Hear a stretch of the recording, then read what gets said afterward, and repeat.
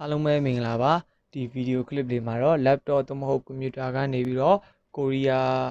form ကိုဘယ်လိုမျိုး download လုပ်ရမလဲပြီးတော့ဘယ်လိုမျိုးလက်ကွက်ရရမလဲဆိုတာနဲ့ပတ်သက်ပြီးတော့မျှဝေပေးသွားမှာဖြစ်ပါတယ်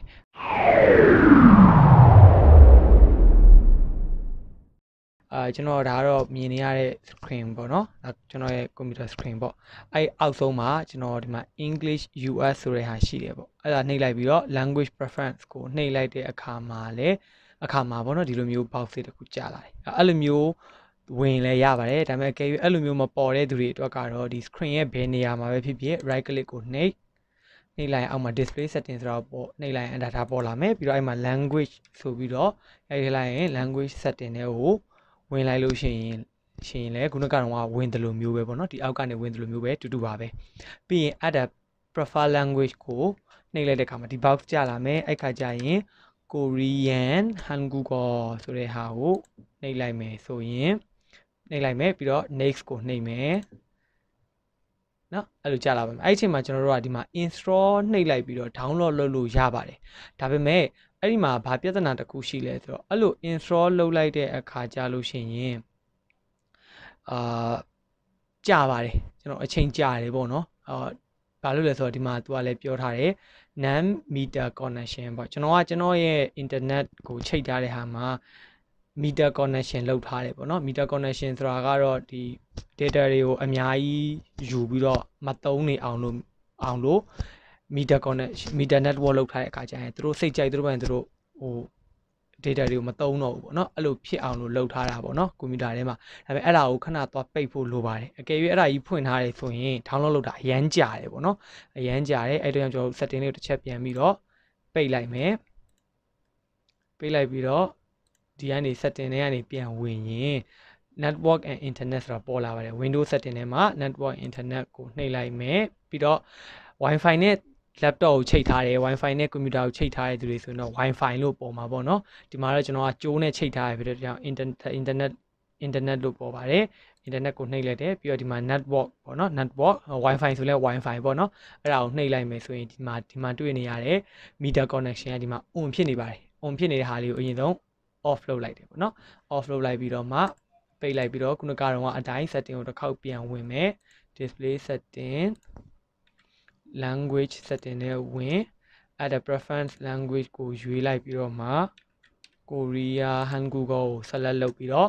next နှိပ်လိုက်ရင်အဲ့ကြတော့မှကျွန်တော်တို့ install ကိုနှိပ်လိုက်လို့ရှိရင်တော့မြန် download လုပ်တယ်ပေါ့နော်ဒါပေမဲ့တခါတလေအဲ့ install မလုပ်ခင်မှာဒီနားမှာ box တစ်ခုကြာလာပါသေးတယ်အဲ့ဒါကြတော့ဒီ language ကိုပေါ့နော်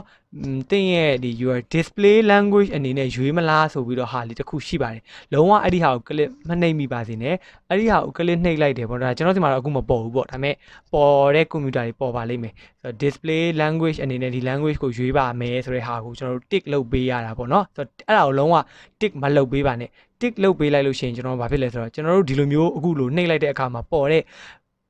language ပေါ့နော်အင်္ဂလိပ်စလုံးတွေပါရအကုန်လုံးကိုရီးယားလို့ပြောင်းကုန်ပါပါဆိုတော့အဲ့ဒီဟာကိုလုံးဝ tick မလုပ်ပါနဲ့ tick မလုပ်ဘဲနဲ့ install လုပ်ပါနော်ဒါပေမဲ့အဲ့ဟာကို tick မလုပ်ဘဲနဲ့ install လုပ်ရင်လည်းတခါလေကြာရင်တချို့ကခုနကတော့ပြောသလို meter connection ကို on လုပ်ထားတဲ့သူတွေက download လုပ်ရတာအရန်ကြာပါတယ်အဲ့လိုဖြစ်မှာဆိုတဲ့အတွက်ကြောင့်ကျွန်တော်အဲ့ဒီဟာကိုပြန်ပြီးတော့ off ပြန်လုပ်လိုက်တယ်ပြီးတော့မှ install လုပ်လိုက်တယ်ပေါ့အဲ့ဒါဆိုရင်ဒီမှာ Hangugo ကချက်ချင်းကြာလာပါတယ်ကျွန်တော်ဒါ line ကောင်းလို့ပေါ့နော် line ကောင်းလို့ပေါ့ဒါပေမဲ့တချို့လူတွေဆိုရင်တော့ဒီမှာ download လုပ်နေတဲ့အချိန်တစ်ခု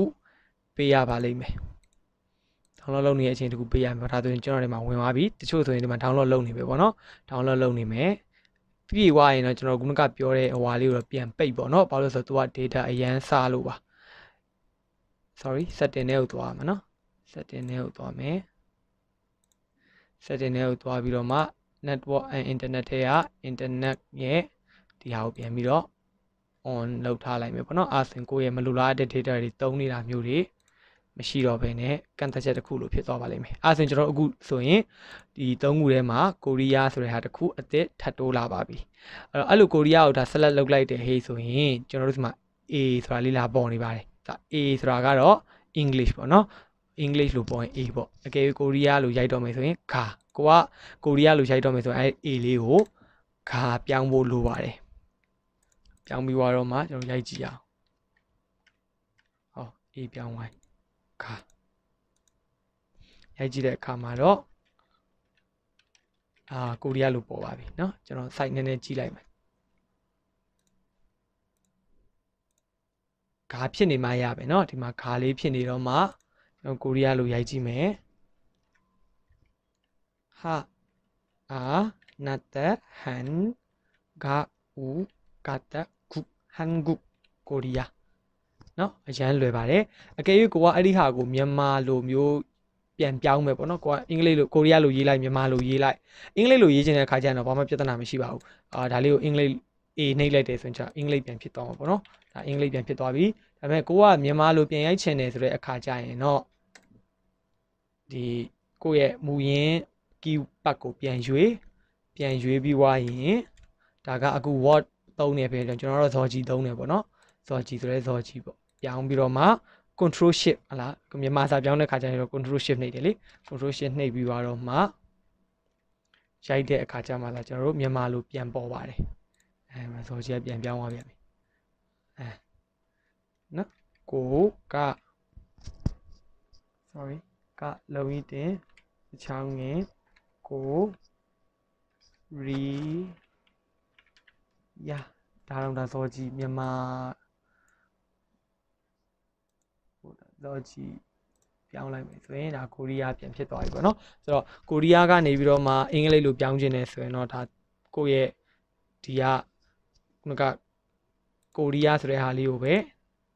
အေးနှိပ်လိုက်ဒါနဲ့အင်္ဂလိပ်ပြောင်းတယ်ပေါ့နော်ဒါပေမဲ့မြန်မာလိုပြန်ပြောင်းခြင်းနဲ့ပြန်ရိုက်ခြင်းတဲ့ခါကျရင်တော့ကျွန်တော်ဒီမှာပြန်လာပြီးတော့ keypad ကိုတစ်ခေါက်ပြန်ရွေး